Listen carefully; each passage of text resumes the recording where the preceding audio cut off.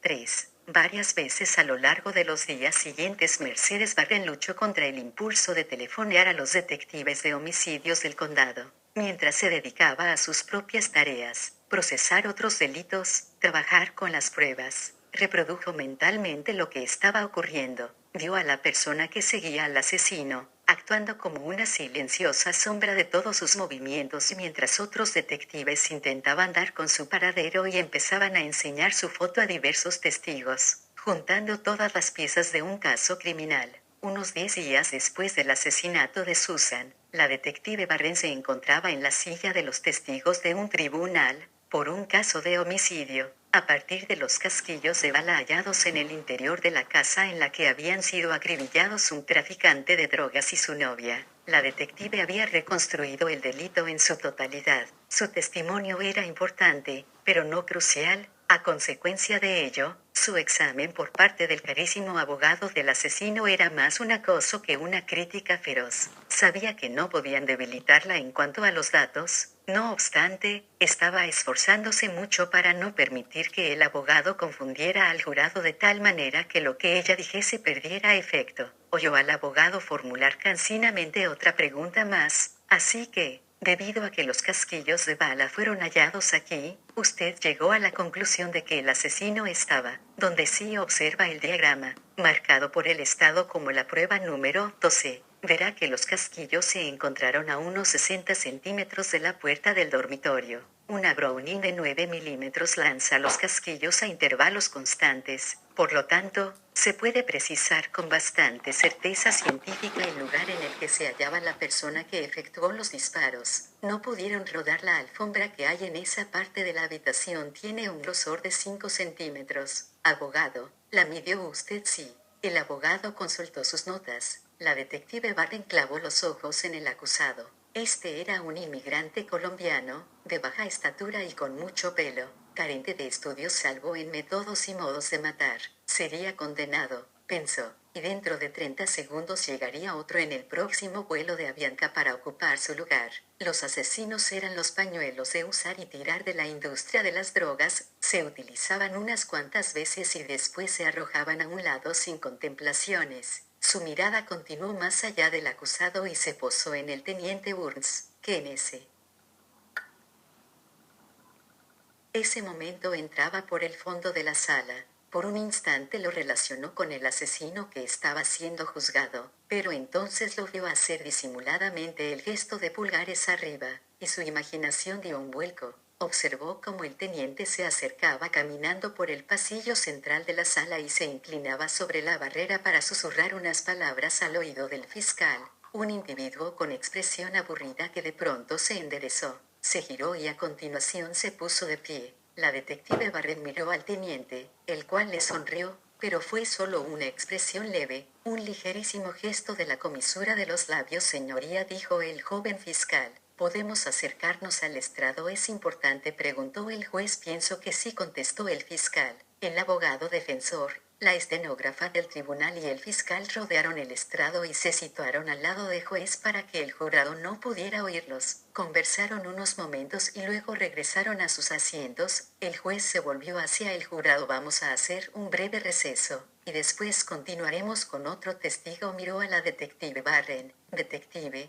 por lo visto requieren sus servicios en otra parte. Podrá ser llamada de nuevo. Así que no olvide que aún se encuentra bajo juramento. La detective Warren asintió y tragó saliva. El juez frunció el ceño. Detective, la estenógrafa no puede registrar por escrito un gesto de asentimiento. Sí, señoría. Continuó bajo juramento. Lo he entendido. La detective Warren y el teniente se apresuraron a salir de la sala. Tras atravesar una puerta de salida y pasar por un detector de metales, el teniente dijo: hace aproximadamente 90 minutos han cazado a ese cabrón. Está en homicidios, siendo interrogado. Ahora están registrando la casa y el coche. La orden judicial se ha emitido por fin esta mañana. Hasta es posible que tú misma te hayas topado con ella al venir hacia el juzgado. Hemos intentado dar contigo, pero estabas declarando. Así que he decidido venir a buscarte en persona. La detective Warren afirmó con la cabeza. Ambos corrieron al exterior del edificio.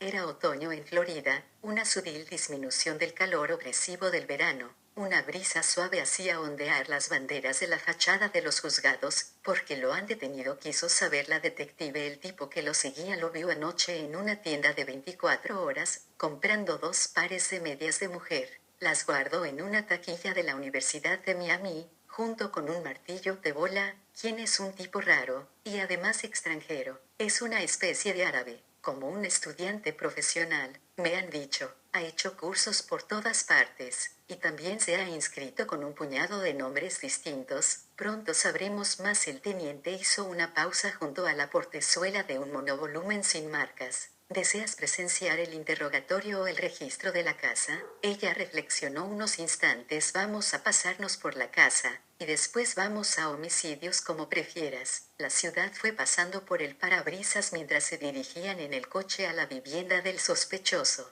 El teniente condujo deprisa, sin hablar. La detective Barren intentó hacerse una imagen del sospechoso en la cabeza, pero no pudo. Se reprendió a sí misma. El trabajo policial requería sacar sospechas y conclusiones basándose en hechos. Ella no sabía nada de aquel hombre. Se dijo: espera, absorbe, recopila. Así es como llegarás a conocerlo. El teniente aminoró la velocidad y tomó una salida en dirección al aeropuerto, a unas cuantas manzanas del mismo. Giró y se metió por una calle de aspecto anodino. Era una área de viviendas pequeñas y de color ceniciento, en las que vivían sobre todo familias latinas y de raza negra. Muchas casas estaban rodeadas por vallas metálicas y protegidas por grandes perros tras ellas. Aquello era cosa normal en la ciudad. Los canes más grandes vivían en las zonas del extrarradio, las barriadas obreras tan vulnerables a los robos, en las que el marido y la mujer tenían que salir a trabajar. Las viviendas estaban ligeramente retiradas de la calle, pero sin setos. La calle estaba desprovista de árboles, incluso de las palmeras que parecía ver por todas partes. A la detective Barrel le resultó un lugar singular por lo poco acogedor. Seguramente en verano el calor convertía la calle entera en un único espacio abrasador e insistentemente polvoriento en el que las tensiones y la cólera sin duda proliferaban con la misma intensidad que las bacterias. Al final de la calle vio varios coches de policía alineados alrededor de la última de aquellas viviendas de color pardo. Había una camioneta de la brigada canina. El teniente la señaló con la mano.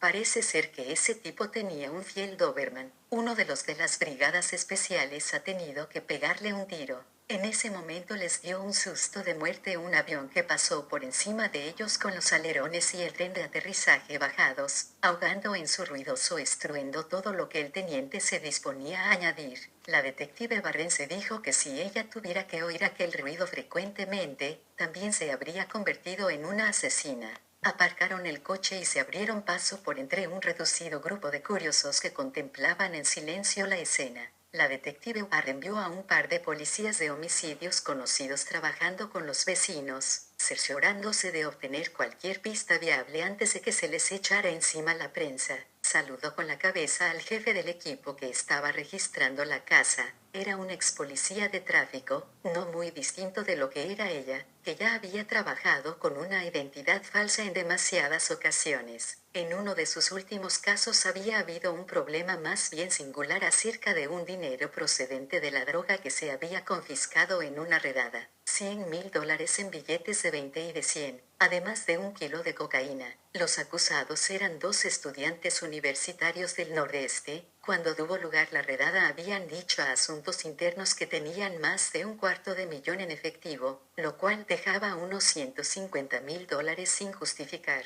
Una difícil situación que acabó con el traslado del policía y la imposición de condenas notablemente rebajadas a los 2 estudiantes. El dinero no se recuperó jamás. La detective Barren se había negado rotundamente a extraer la conclusión obvia y prefirió creer que alguien había mentido y esperaba que no fuera el policía. Aún así, al acercarse a él pensó que era un detective sumamente competente, y se sintió extrañamente aliviada en cierto modo. ¿Cómo te va, Fred? Le dijo. Bien, Merce. ¿Y a ti? Bien, supongo. Siento mucho la razón por la que estás aquí. Gracias, Fred. Te agradezco que me lo digas. Este es el cabrón, Merce. Frío como una piedra. No tienes más que entrar, y lo notarás. Eso espero. Él le sostuvo la puerta abierta para que pasara. Hacía fresco dentro de la pequeña vivienda. Se oía el fuerte ruido del aire acondicionado. Probablemente lo habían encendido los policías, se dijo. Aún así, sintió un escalofrío y dudó que se debiera al súbito cambio de temperatura.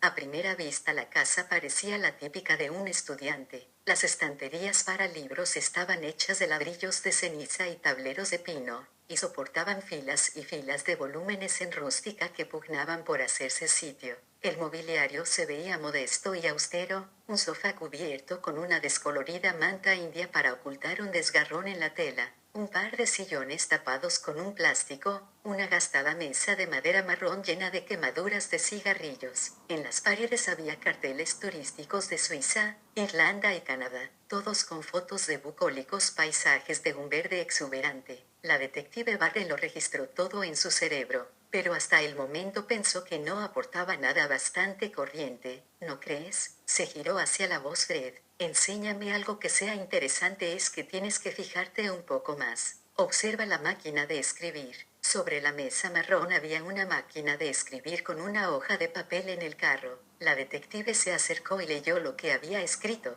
Impuro, impuro, impuro, impuro, impuro, impuro, impuro, impuro, impuro, impuro, impuro, impuro, impuro, impuro, impuro.